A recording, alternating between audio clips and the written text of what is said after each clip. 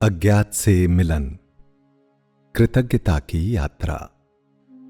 पूज्य श्री लालाजी महाराज के 152वें जन्म दिवस के अवसर पर संदेश 1, 2 और 3 फरवरी 2025, कान्हा शांतिवनम।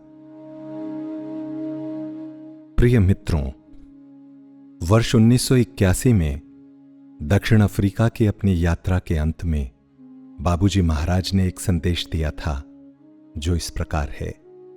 मैं अपने सत्संगी भाई बहनों की सराहना करता हूं। अज्ञात की ओर बढ़ते रहें, उससे प्रेम करें जो सबसे प्रेम करता है। लक्ष्य दूर नहीं, स्मरण उसका साधन है। आप सबको आशीर्वाद। 8 मार्च 1981। मानव विचार की वृहद विस्तीर्णता में एक शाश्वत खोज निहित है, और वो है जहां तक उसकी दृष्टि जाती है उससे भी आगे अर्थ, उद्देश्य और लक्ष्य की खोज। ये यात्रा मात्र भौतिक स्थानों से पारगमन ही नहीं, अपितु कृतज्ञता से संचालित, स्मरण से मार्ग निर्देशित तथा अज्ञात की ओर निर्दिष्ट एक गहन आंतरिक खोज भी है। पूज्य बाबूजी महाराज के मार्ग निर्देशी शब्द मैं अपने सत्संगी भाई बहनों की सराहना करता हूं। अज्ञात की ओर बढ़ते रहें, उससे प्रेम करें जो सबसे प्रेम करता है। लक्ष्य दूर नहीं, स्मरण उसका साधन है। आप सबको आशीर्वाद। अनंत की इस आध्यात्मिक यात्रा में एक अत्यंत प्रबल दिशा सूचक का कार्य करते हैं। कालातीत ज्ञान से भरा इसका प्रत्येक वाक्य अनंत की खोज में लगे जिज्ञासु को उस पर मनन और कार्य करने के लिए आमंत्रित करता है।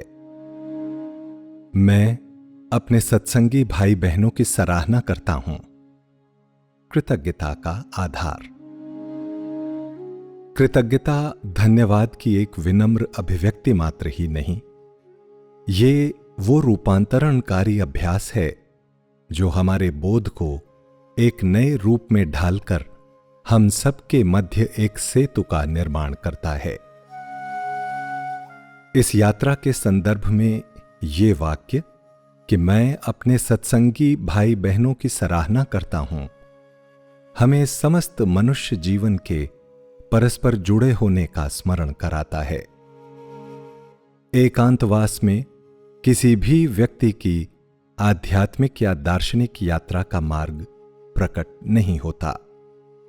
हर सहयात्री, चाहे वो हमारा संरक्षक हो, मित्र हो या घोर विरोधी हो, हमारे मार्ग को तराशने की भूमिका निभाता है। जिस बात से मैं कृतज्ञ हूं वो ये है कि महान मालिक हम सभी की अपने सत्संगी भाई बहनों की सराहना कर रहे हैं। मार्टिन बूबर जैसे दार्शनिक मेरे तेरे संबंध पर जोर देते हैं, जिसमें किसी भी व्यक्ति के साथ प्रत्येक आदान प्रदान एक पवित्र मिलन होता है। जब हम सराहना करते हैं तो हम अपने संबंधों को मात्र आदान प्रदान के संबंधों से सम्मान और स्वीकारोक्ति भाव में डूबे अर्थपूर्ण संबंधों में उन्नत कर देते हैं। सराहना की ये अभिव्यक्ति हमें दूसरों के भीतर की दिव्यता को, दूसरों के भीतर के अनंत को पहचानने के योग्य बनाती है और इस प्रकार अस्तित्व के जाल के एक दूसरे से जुड़े होने को प्रतिबिंबित करती है। परस्पर सराहना का ये मनोभाव उस दशा में और निखार व प्रसार ले आता है जिसे हम हृदय के दूसरे चक्र, आत्मा चक्र पर अनुभव करते हैं। हमारे दैनिक जीवन में कृतज्ञता का अर्थ हमारे आसपास सभी के योगदान के प्रति हमारी स्वीकारोक्ति का अभिव्यक्त होना है। अपने सत्संगी भाई बहनों की सराहना करके हम स्वयं को सहारा, मार्गदर्शन व प्रेरणा देने वाले संबंधों का पोषण करते हैं। इससे विनम्रता उत्पन्न होती है, जो हमें याद दिलाती है कि हम कोई आत्मनिर्भर जीव नहीं, बल्कि एक सामूहिक यात्रा के अंश हैं। कृतज्ञता आंतरिक शांति को बढ़ावा देने, रोष को कम करने तथा संतोष को पोषित करने का कार्य भी करती है, जो किसी भी उच्चतर लक्ष्य को प्राप्त करने हेतु आवश्यक होता है। विशेषतः हम सब के मध्य एकता की उस अवस्था को प्राप्त करने हेतु जिसका सपना हम देख रहे हैं। अज्ञात की ओर बढ़ते रहें। बढ़ते रहने के लिए बाबूजी के आमंत्रण का तात्पर्य हमारी आंतरिक यात्रा से है। बढ़ते रहने का अर्थ है कभी न रुकना। तब हताशा का ये भाव कि अब आगे क्या होगा नहीं उठ सकता। समुद्र तट पर यात्रा आरंभ करने का एक आरामदायक स्थान खोजना हमें निश्चेष्ट बनाता है। इसीलिए कहा गया है, उत्तिष्ठत जागृत प्राप्य वरान्नि बोधत। उठो, जागो और तब तक आराम न करो जब तक लक्ष्य प्राप्त न हो जाए। हमारी आध्यात्मिक यात्रा के आरंभ को एक ऐसे सद्गुरु द्वारा प्रेरित किया जाता है जिनके पास प्राणाहुति देने की क्षमता होती है। ऐसी यात्रा कभी पूर्ण नहीं होती, क्योंकि उसे पूर्ण करने का अर्थ होगा अनंत को सीमाओं में बांध देना, असीमित को सीमित कर देना और इस प्रकार उसे उसकी विशालता से वंचित कर देना। कभी तो हम अपनी आंतरिक अवस्था से पूर्णतः संतुष्ट होकर स्वयं को संसार के शिखर पर महसूस करते हैं और कभी हमारा ध्यान करने को मन ही नहीं करता। इसकी बारीकियां सभी सच्चे जिज्ञासु भली भांति समझते हैं। संतोष और असंतोष का ये द्वैत भाव आध्यात्मिक यात्रा का सार है। जीवन के नृत्य और सच्चे आनंद की उत्पत्ति पूर्ण संतोष या पूर्ण असंतोष के भाव से नहीं, अपितु इन दोनों के मध्य एक तनाव बने रहने से होती है। संतोष से निष्क्रियता उत्पन्न होती है और असंतोष से शिकायत। इन दोनों के मध्य से चलकर ही, जहां दोनों में से कोई भी पूर्णतः प्राप्त न होता हो, एक वास्तविक जीवन यात्रा तय होती है और आनंद की प्राप्ति होती है। जीवन की जीवंतता गति में, गतिशीलता में और आगे बढ़ते रहने में है। दिव्य तत्व स्वयं एक गति है, या यूं कहें कि एक निरंतर विस्तार है, जिसे हम ब्रह्म कहते हैं। एक ऐसे मार्गदर्शक के साथ यात्रा करना जो प्रत्यक्ष या अप्रत्यक्ष रूप से हमें सजग करता रहे, ये बताता है कि यात्रा ही हमारा लक्ष्य है और उसका हर चरण हमारी कृतज्ञता का प्रतीक है। चेतना भी कोई अचल वस्तु नहीं, बल्कि एक प्रवाह है। उसका कोई गंतव्य नहीं, क्योंकि गंतव्य का अर्थ है अंत, और जीवन का कोई अंत नहीं होता।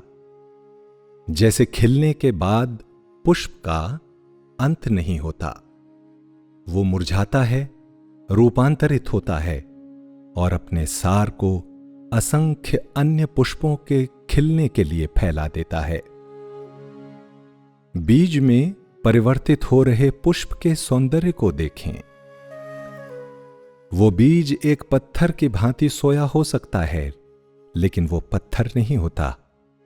एक प्रबल शक्ति फूट पड़ने के लिए प्रतीक्षा कर रही होती है। यद्यपि बीज आराम करता और निष्क्रिय प्रतीत होता है, लेकिन अपने भीतर एक गतिशील विकास की सामर्थ्य छुपाए रखता है। उसकी चुप्पी कोई पत्थर की चुप्पी नहीं होती, बल्कि प्रवाहित होने, खिलने और फैल जाने के उचित अवसर की प्रतीक्षा होती है। इसके विपरीत पत्थर अपनी गति के बंध जाने से निष्क्रिय पड़ा रहता है। इसी प्रकार किसी अचल वस्तु के साथ शारीरिक, मानसिक या भावनात्मक रूप से बंध जाना भी एक सांसारिक मन का जाल होता है। वास्तविक स्वतंत्रता एक वस्तु को छोड़ दूसरी वस्तु को पकड़ने में नहीं, बल्कि पकड़े रहने की आदत को ही छोड़ देने में है। जीवन का वास्तविक सार गतिशील रहने में, बनने में और अनंत काल तक खुलते रहने में है। अज्ञात के साथ हमेशा ही एक विरोधाभासी आकर्षण रहा है, जो किसी न किसी प्रकार के भय से प्रायः हमें अशक्त बना देता है। रहस्य, शक्ति और अनंत का प्रतिनिधित्व करने वाला वो लक्ष्य आशा की किरण तो दिखाता है, परंतु स्वयं तक पहुंचने से रोकता है। अज्ञात की ओर बढ़ते रहें का ये निर्देश विचार और अनुभव की उन चिर परिचित सीमा रेखाओं को लांघने की एक चुनौती भी है और एक निमंत्रण भी। अज्ञात की ओर बढ़ने के लिए एक वास्तविक साहस की आवश्यकता होती है, और साहस लक्ष्य के प्रति हमारी स्पष्टता तथा अभ्यास एवं गुरु में हमारी आस्था का परिणाम होता है। आस्था कोई अंधविश्वास नहीं, अपितु प्रक्रिया में तथा लक्ष्य तक पहुंचने की हमारी आंतरिक क्षमता में हमारा गहरा विश्वास है। अज्ञात की ओर बढ़ते रहना एक ऐसे सागर में तैरते रहने के समान है जिसका कोई तट नहीं। आइए बाबूजी की अद्वितीय पुस्तक अनंत की ओर पर दृष्टि डालते हैं। इस परम अवस्था में पहुंचने का अर्थ है कि हम लय अवस्था में पहुंच गए हैं। असल में यही अद्वैत लोक है, लेकिन यदि फिर भी हमारे भीतर इसकी चेतना शेष हो तो द्वैत ने अभी भी सच्चे अर्थ में हमारा साथ नहीं छोड़ा है, या यूं कहें कि उस परम अपरिवर्तनशील अवस्था का अभी उदय ही नहीं हुआ है। असल में ये वो अवस्था होती है जहां द्वैत और अद्वैत दोनों भाव विलुप्त हो जाते हैं। दार्शनिक भाषा में उस अज्ञात को परम सत्य समझा जा सकता है। आध्यात्मिकता में जिसे हम प्रायः दिव्य, अनंत या बोध कहते हैं। माइस्टर एकहार्ट जैसे रहस्यवादियों के अनुसार वो अज्ञात कोई रिक्तता नहीं, अपितु एक ऐसी अगाध प्रचुरता है जो मनुष्य की समझ से परे है। इसी प्रकार अद्वैत वेदांत जैसी पूर्व की परंपराओं में वो अज्ञात आत्मा के परम सत्य में लय हो जाने का ज्ञान है। लेकिन सौंदर्य तो उस अवस्था में होता है जहां हम द्वैत और अद्वैत दोनों लोकों को पार कर जाएं। अज्ञात को अपनाने में सबसे बड़ी बाधा हमारा भय होता है। परिचित वस्तुओं को खोने का भय, असफलता का भय तथा अहम के लुप्त हो जाने का भय। इस भय से उबरने के लिए हम आस्था, समर्पण और खुलेपन के भाव को उत्पन्न करते हैं। ये गुण हमें उस अज्ञात को एक खतरे के रूप में नहीं, अपितु सामर्थ्य और विकास के एक विशाल क्षेत्र के रूप में देखने की योग्यता प्रदान करते हैं। अज्ञात की ओर बढ़ते रहें के संदेश में यह समझ भी छुपी है कि यह यात्रा स्वयं एक रूपांतरणकारी यात्रा है।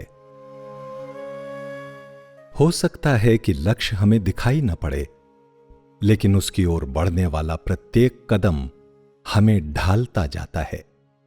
जैसा कि राइनर मारिया रिल्का ने लिखा है, आपके हृदय में जो अनुत्तरित रह गया है उसके प्रति धैर्य बनाए रखें और उन प्रश्नों से ही प्रेम करने का प्रयास करें। उससे प्रेम करें जो सबसे प्रेम करता है। हृदय के बिना हम कैसे प्रेम कर सकते हैं? बाबूजी के इस कथन को कि दिव्य के प्रेम में डूबा हृदय एक पवित्रतम मंदिर बन जाता है, मैं सहज मार्गदर्शन का एक महावाक्य मानता हूं। और जो सबसे प्रेम करता है उससे प्रेम करने का विचार हमारे हृदय को सार्वभौमिक सिद्धांतों के मार्ग पर अडिग बनाए रखता है। ये हमें आंतरिक स्वतंत्रता का अनुभव कराता है। आपसी संबंधों में हमें कुछ सिद्ध करने या आदान प्रदान की आवश्यकता नहीं रह जाती। ये हमारे आध्यात्मिक संबंध को सशक्त बनाने में सहायता करता है। ये प्रेम दिव्य के साथ हमारे जोड़ को और अधिक सशक्त बनाता है तथा हमारे उद्देश्य के भाव में वृद्धि करता है। हमारे भीतर सार्वभौमिक करुणा को प्रोत्साहित करता है। ब्रह्मांडीय स्तर पर प्रेम करने से हम व्यक्तिगत भेदभाव से उठकर प्रत्येक के प्रति और अधिक करुणाशील एवं सहानुभूतिपूर्ण बन जाते हैं।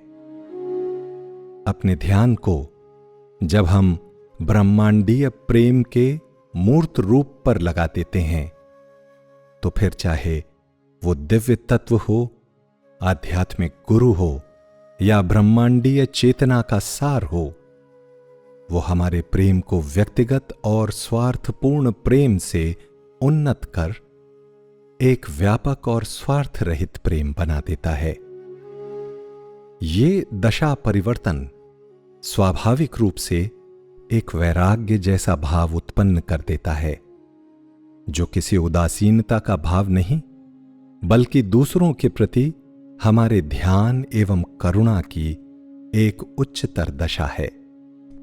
इस संदर्भ में वैराग्य का अर्थ दूसरों के साथ प्रेम में कमी या संबंधों में उदासीनता नहीं, बल्कि अपने प्रेम को अपेक्षाओं की पकड़ एवं स्वार्थपूर्ण इच्छाओं से मुक्त कर देना है। इस प्रकार प्रेम करना है कि किसी के भीतर नियंत्रित होने या बंध जाने का भाव नहीं, अपितु आत्मसम्मान का भाव उत्पन्न हो। प्रेम प्रदान करने में आनंद प्राप्त करना है, न कि बदले में किसी विशेष प्रकार से प्रेम पाने की इच्छा रखना।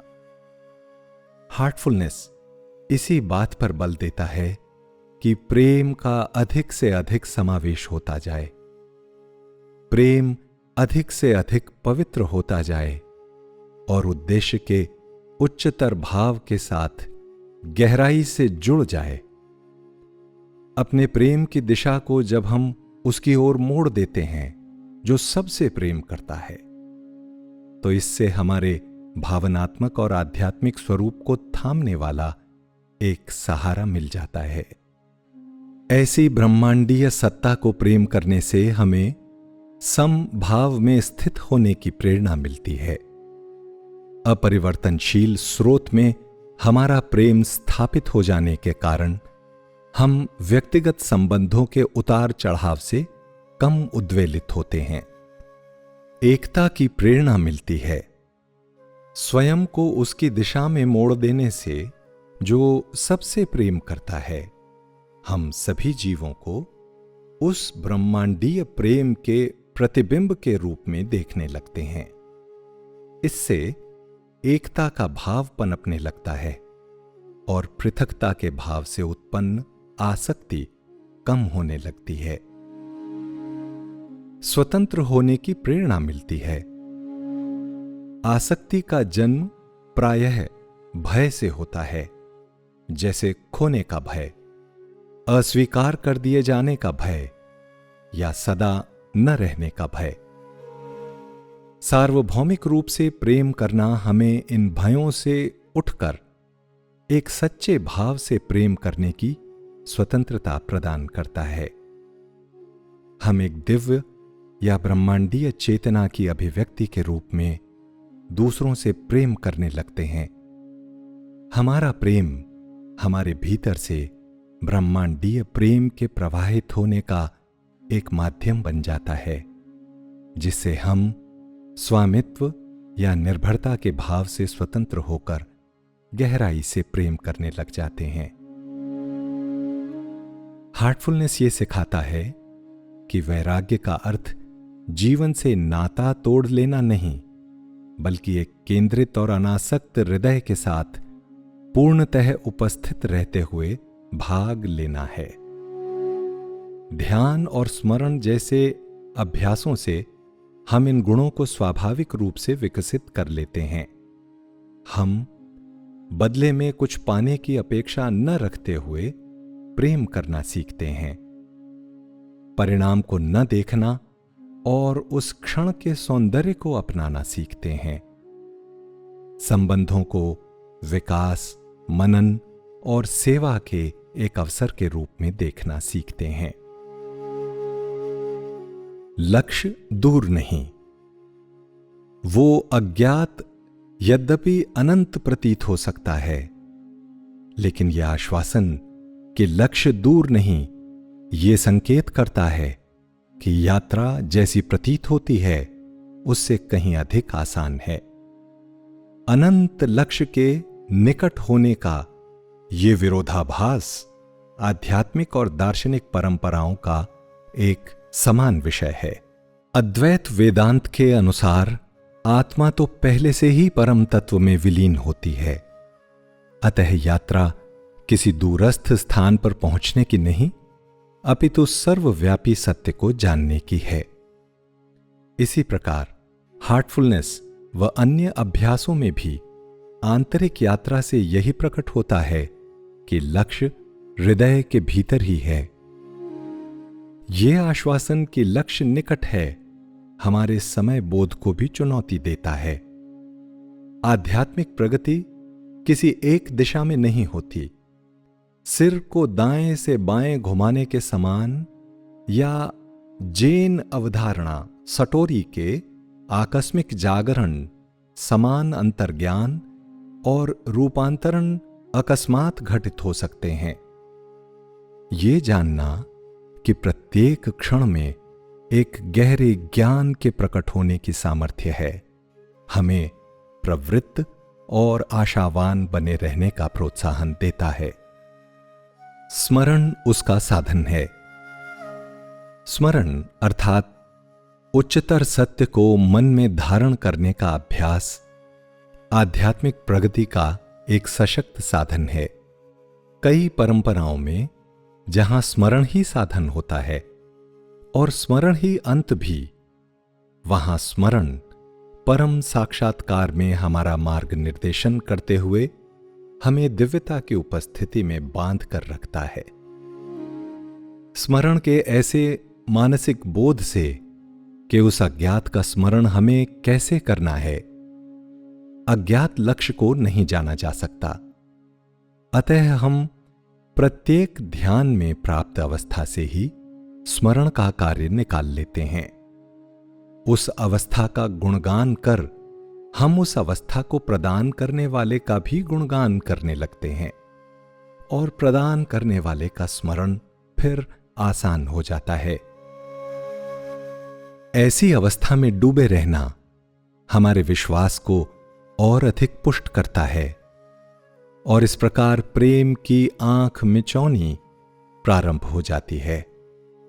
इस दिशा में बढ़ते रहना हमें प्रेम के सागर तक पहुंचा देता है और हम एक बूंद के रूप में उस सागर में विलीन होकर अद्वैत अवस्था में पहुंच जाते हैं। जब हम प्रार्थना करते हैं तो हमारे साथ वो दूसरा स्वरूप भी होता है जिससे हम प्रार्थना करते हैं। अतः वहां द्वैत होता है। बूंद के सागर में विलीन होने पर, जैसा कि कबीर ने कहा है, वो दशा अद्वैत की दशा हो जाती है। अद्वैत निस्संदेह एक अत्यंत उच्च अवस्था है, लेकिन समाधि की अवस्था जहां आत्म स्वरूप और उच्चतम स्वरूप का कोई विचार ही नहीं रहता, द्वैत और अद्वैत दोनों से ऊपर की अवस्था होती है। आप सबको आशीर्वाद। संदेश के अंत में बाबूजी हम सबको आशीर्वाद देते हैं और ये दिव्य उपहार वो सबसे बहुमूल्य उपहार है जो हमें लक्ष्य की ओर बढ़ते रहने के लिए मिला है। ये हमारे भीतर कृतज्ञता जागृत करता है और फिर शेष सभी पहलू खुलना आरंभ हो जाते हैं। वो हमारी प्रगति और विकास में सहायता करते रहते हैं और ये हमारे लिए उनका एक आशीर्वाद है। एक गतिशील और उद्देश्यपूर्ण जीवन। इस प्रकार ये यात्रा कभी न समाप्त होने वाली एक यात्रा है जिसका वर्णन करने वाले ये मार्गदर्शी शब्द कालातीत भी हैं और अनंत महत्ता वाले भी। यद्यपि इस यात्रा में एक लक्ष्य की ओर संकेत करते कई रहस्य भी हैं, लेकिन इससे यह भी प्रकट होता है कि इसका वास्तविक मूल्य इस प्रक्रिया में अर्थात स्वयं इस यात्रा में है। कृतज्ञता हमारे संबंधों को गहरा बनाती है और हमें वर्तमान में केंद्रित रखती है। साहस हमें उस अज्ञात की ओर धकेलता है तथा स्मरण हमें परम लक्ष्य की दिशा में बनाए रखता है।